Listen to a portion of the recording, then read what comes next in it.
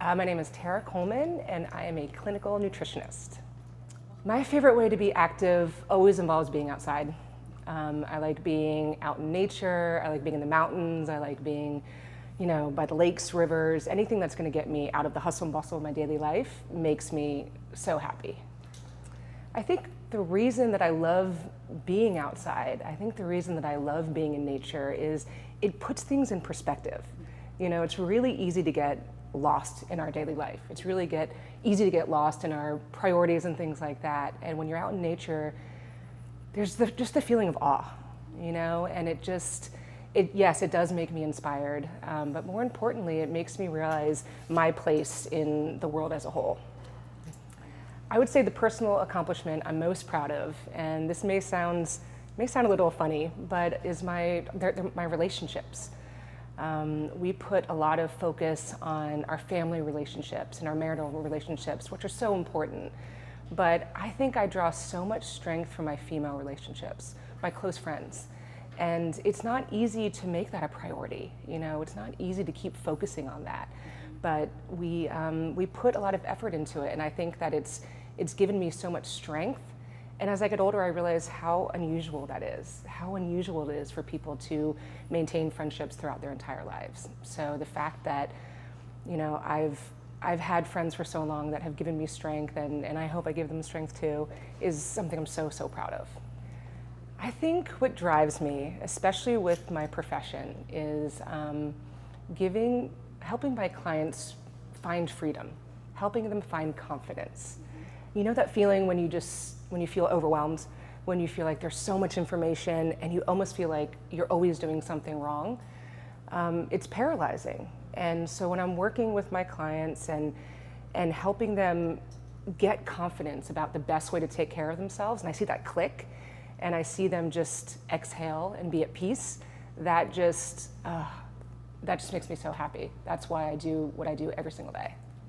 I would say the way that I empower others is through education, and through really showing them everything great that they're doing. So here's an example of that. I bet if I were to ask you in the last week, everything you did wrong, you could spill it out in a single sentence. You'd be like, I did this, I did this, I did this.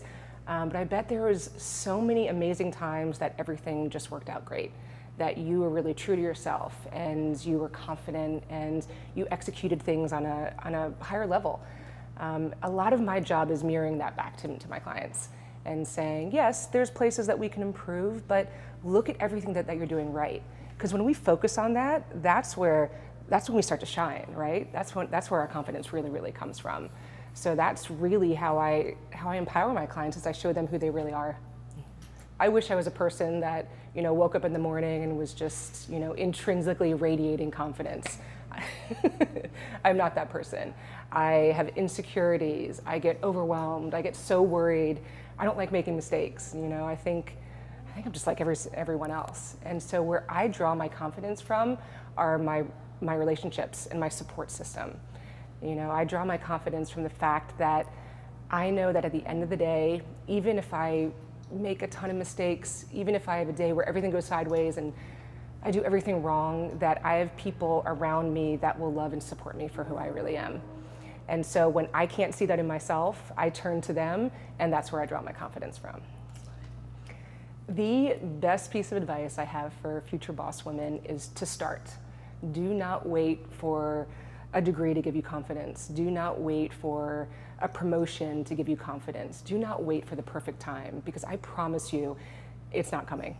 There is never a perfect time. So just take a step, take action, start moving forward, and guess what? You're gonna make some mistakes, and you're gonna slip, and sometimes you'll be embarrassed, and sometimes you're gonna rock it. But just don't be afraid to take action and start. Have I always seen myself as a leader? I haven't. I don't think that was something I was born with. I don't think that was really anything I strived for. I honestly think that I saw a need and stepped into it. And so probably more of a problem solver than a leader.